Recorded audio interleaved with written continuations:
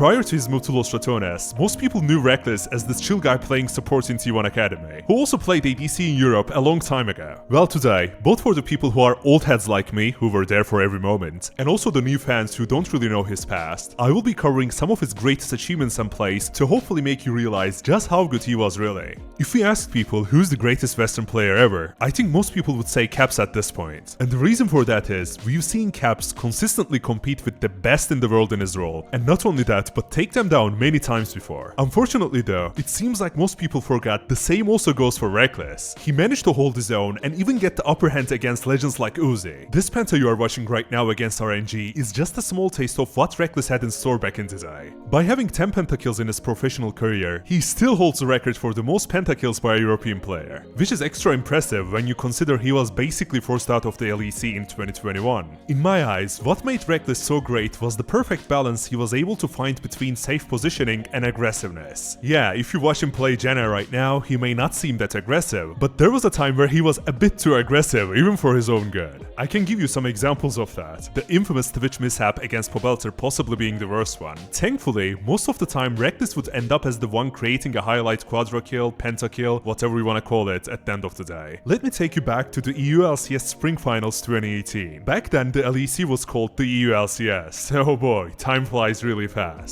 In the very first game, as both the Elder Dragon and the Baron were about to spawn around the 40-minute mark, Rekkles goes in with the Trist jump to basically jumpstart the fight, pun intended. In this particular game, Fnatic's composition is all about playing through him, so it is extremely crucial that Rekkles doesn't get caught by any CC chain in this fight by Zac or Cho'Gath silence or something. To make sure that doesn't happen, he perfectly spaces those two champions while he obliterates the Zac, enabling him to go way more aggressive since Cho'Gath is stuck channeling to save the Zac with his TP. Rekkles immediately follows Perk's flash, taking him down. From there, it's pretty much a game of clearing the enemy team up. Knowing that he has Karma with that big shield on his side, Rekkles goes all in for the pentakill and gets it easily. Talking about Tristana and pentakills, of course brings back the unforgettable We Are in Sweden memories right away. And we will get to that, I promise, but I can't move on from this finals without telling you that Rekkles got another pentakill on the second game, which is beyond incredible. Don't get me wrong, but this wasn't a time when winning the LEC was easy. It was quite literally the best LEC has ever been until then and now, with European teams reaching the finals of Worlds back to back. So basically what Rekkles did is 2 pentas in 3 games because Fnatic 3-0 G2 in the finals of one of the best regions in the world. Throughout the years, Rekkles' performances in the European finals were always special. They resulted with him winning the LEC 4 times and getting the finals MVP in 3 of those victories. What is even more impressive when it comes to his consistency is the fact that he's the player with the most regular season MVPs in the LEC history. I still think he was extra clutch in those finals where he won the MVP awards for sure though. That famous We Are in Sweden play also happened in the finals between Fnatic and Origin all the way back in 2015. I think just by looking at these team fights so far, it's fairly easy to assess at the highest highs of Rekkles' career, ADCs were much more important than they are right now, I would say. By the virtue of games lasting a lot longer and the tank meta going crazy at the time, it was essentially all in the ADC's hand to clean team fights up. And believe me, Rekkles was extremely good at that. So, shocking right? Rekkles is pretty good, but why am I making this video then?